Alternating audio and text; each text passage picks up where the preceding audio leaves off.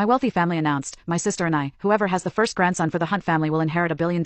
In my previous life, Jocelyn married the physically strong Hector Hunter, arranged by her parents. I married Oliver, who was wheelchair-bound with a gloomy personality. Within a year of our marriage, Oliver Hunter regained the use of his legs, and I became pregnant with the Hunter family's first grandson. Jocelyn suffered abuse from Hector, lost her mind, and became the laughingstock of high society ladies. On the day I went into labor, she stabbed my belly with a knife, then embraced me as we fell from a high-rise. In this new life, Jocelyn snatched the golden bouquet Oliver had sent. I want to marry Oliver. Jocelyn, how could you take Yvonne's bouquet? Jocelyn had just accepted the extravagant golden bouquet when her father's scolding made her freeze. Father took the golden bouquet from Jocelyn's hands and passed it to me, saying, Yvonne, your health is better. Though Oliver has a disability, at least his reputation is good. Afterward, father stroked Jocelyn's head affectionately. Jocelyn, with your fragile health, marrying Hector is the best option. Looking at the golden bouquet and the wedding dress I wore, I pinched my palm hard, finally realizing I had been reborn. In my previous life, following my parents' wishes, I let the frail Jocelyn marry the physically robust Hector. However, the outcome was Jocelyn, seemingly insane, bursting into my delivery room with a knife, screaming, why are you the one to bear the Hunter family's first grandson while I'm locked in a mental hospital? It's not fair. Her actions left me bleeding. As she dragged me off the high-rise, Jocelyn's voice still echoed in my ears. Yvonne, you're only fit to be beneath my feet. Just then, Jocelyn snatched back the golden bouquet, fingering the gold-threaded petals with a smirk. Dad, I don't care. I want to marry Oliver. With just that sentence, I knew Jocelyn had been reborn too. My parents, unable to persuade Jocelyn, looked at me helplessly. I understood exactly what that look meant. All my life, my test scores couldn't exceed Jocelyn's. Whatever Jocelyn wanted, I had to give up for her. Even when it came to marrying into the Hunter family and bearing the first grandson, my parents quickly arranged for Jocelyn to marry the healthy husband. If Jocelyn prefers it, we can switch. After all, the Hunter family only cares about who bears the first grandson. As usual, I calmly accepted the gardenia bouquet sent by Hector. 2 cars waited outside. One was a Rolls-Royce sent by Oliver, with a path of carpets and flowers leading to it. The other was an ordinary sports car driven by Hector's staff, simple in appearance. Before donning our veils and heading to our respective wedding cars, Jocelyn looked at my bouquet and shook her head disdainfully. Yvonne, don't say I didn't warn you. That Hector may look strong, but I've heard he's inadequate in bed. Oliver has really put in effort. The gold flowers he sent even have a unique fragrance. With that, Jocelyn seemed satisfied, inhaling deeply from the bouquet. Under everyone's envious gaze, she held her head high and strode forward. I stepped back, holding my breath. If that's the case, I wish Jocelyn gets what she desires. After safely getting into the car, I carefully examined the bouquet in my hands, only relaxing once I confirmed there were no issues. In my previous life, the golden bouquet Oliver sent was indeed extravagant. However, it nearly left me without even a burial place. Oliver from the Hunter family never wanted to marry. He had mixed perfume into that bouquet, a fragrance designed to provoke passionate reactions. He also arranged for me to be delivered to a private box, attempting to ruin my reputation and thereby legitimately break off our engagement. Now that I've been given a second chance at life, we'll see if Jocelyn can successfully avoid this trap. Just as I stepped out of the wedding car, I felt a sudden grip around my waist. A man lifted me up and quickly carried me into the bridal chamber. Laughter and teasing erupted from outside. Impressive. Let us see what this woman looks like. Through the thin veil, I could only vaguely make out the man in front of me wearing a white suit. A lewd smile spread across his face as he reached out to lift my veil. I moved swiftly, quickly grabbing his hand while